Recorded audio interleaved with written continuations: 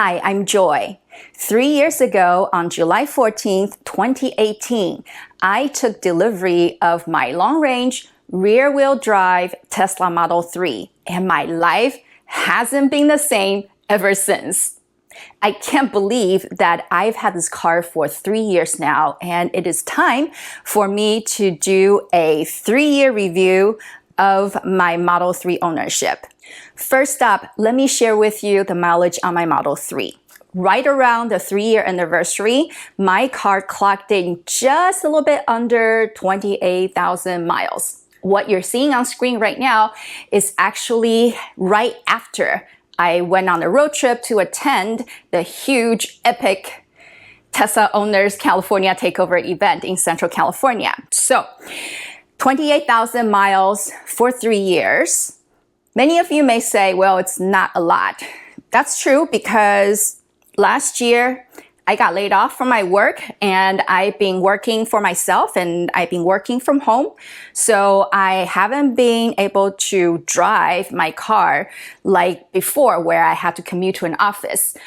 But I did take my car on several road trips throughout California in the last year. And I had a wonderful time riding my Tesla or having my Tesla driving me, and I even camped in my Tesla for a few nights. Secondly, let me share with you my maintenance costs for this 3rd year of ownership. Last year, I really only spent $20 on tire rotations. I rotate my tires once every 11,000 or 12,000 miles. In the last year, my tires are still in great shape and I only needed a tire rotation. I changed my air filters in January of 2020 and that should last me for a couple of years, so I don't need to do that until next January. And other than that, I've had no other maintenance costs except for maybe another gallon of windshield wiper fluid, and that's maybe $4 with taxes included. So yeah, let's put it at $25 for 3rd year Model 3 maintenance. Thirdly, let me share with you my total charging costs for the last year. Keep in mind though that I do live in a condo where I cannot install my home charger.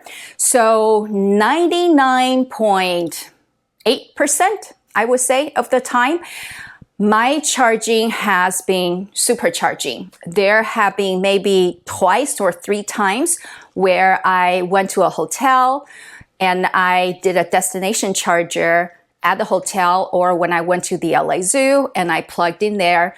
But other than that, straight supercharging. As usual, I have prepared a spreadsheet to share with you. So let's take a look. The spreadsheet that you're seeing, all the data, I've actually exported them out directly from my Tesla account under charging history. I am so happy that Tesla actually included this feature in the last year. So unlike the year previously, during my 2nd year review video, I didn't have to manually input everything in the spreadsheet myself. So very nifty. And as you can see, this is reporting from July 14, 2020 up until July 14, 2021. And I have supercharged for a total of 79 sessions and for a total of 2,896 kilowatt hours. Tesla also gives you the charging cost per kilowatt or time-based if that's what the charging station is charging you. But I did notice the trend that in the last year, the charging rate started to increase. So as you can see, it started from around 32 or 31 cents per kilowatt hour, and it went up to 37, 38. And then most recently, it actually went up to 42 cents. during peak hour charging here in the LA area. And the reason being, the local utilities, we've actually had an increase in our electricity rate also. So the super off-peak charging rate for my place used to be 14 cents per kilowatt hour. In the last year, they raised it up to 16 cents per kilowatt hour. So that is an interesting trend that I noticed for the last year. Now back to the total charging costs. These actually also included supercharging on the road, but hey, I'm just gonna include them all because the road trip superchargings, they are maybe 2%, 3%, not that much. So I'm just gonna include everything. And for the last year, for the 79 supercharging sessions, it cost me just a little over $1,000 for the entire year. And I also calculated if I were to just home charge the whole time using the super off-peak from 10 p.m. to 8 a.m. slot at 16 cents per kilowatt hour rate, my home charging rate could have gone down even more to $463. That's just mind-blowing and incredible. And then I went ahead and did a calculation to calculate the cents per mile. So I am calculating based on the standard EPA 310 miles range of my Tesla Model 3. And I have a 75 kilowatt hour battery. So it comes out to be 4.13 miles per kilowatt hour. Multiply that by the total kilowatt hour that I charged last year. It gives me just a little under 12,000 miles that my car was charged. And this calculates to be 8 cents per mile. I went ahead and did a comparison with if I still had my BMW 3 Series, which is a car I had prior to my Model 3. So I used the average LA gas price, the premium gas, because that's what my BMW needed to be fed on. So the current LA gas price is at $4.64 per gallon for premium. Based on the 2020 model BMW 330i with 15.6 gallon tank, and it also has an EPA rated range of 468 miles. If I still had a gas car, a comparable BMW as the one that I had before, the cost per mile is actually 15 cents. And in order for me to fill up just a little under 12,000 miles, it would have cost me $1,850. So the difference between gas and supercharging, I saved just a little under $850 by switching to an EV and to a Tesla at that. And if I could charge at home during those super off-peak hours, I would have saved a whopping $1,388 for the last year. So again, I cannot highlight enough the cost savings of owning an EV, not just maintenance costs, as I mentioned previously, but also your gas cost savings. Number 4, let me share with you the battery degradation or lack thereof, despite my almost 100% supercharging pretty much on a weekly basis.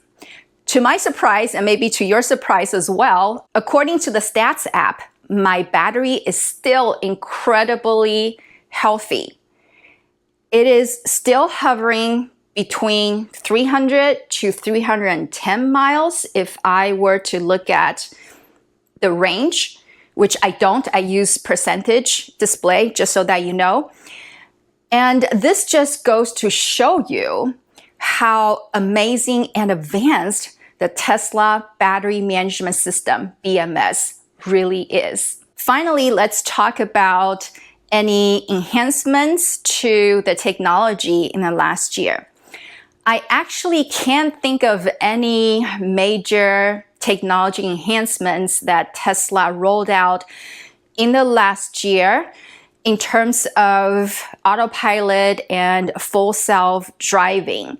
I am not a FSD beta tester, so I am anxiously awaiting for that stage to be done, and Tesla feels confident enough to roll out full self-driving on city streets to all of us who have FSD, whether we bought that option before or now, for people that are subscribing to the FSD package. However, I have noticed that Tesla has improved the visual recognition when I'm using Autopilot and FSD gradually. I have noticed that there were places on the road that I would drive and Autopilot wasn't dealing with it that well. And then in the last year, I started to notice that each time I drive over the same spot, Autopilot and FSD, or navigate on Autopilot within the FSD package, it would start to improve and perform better and better.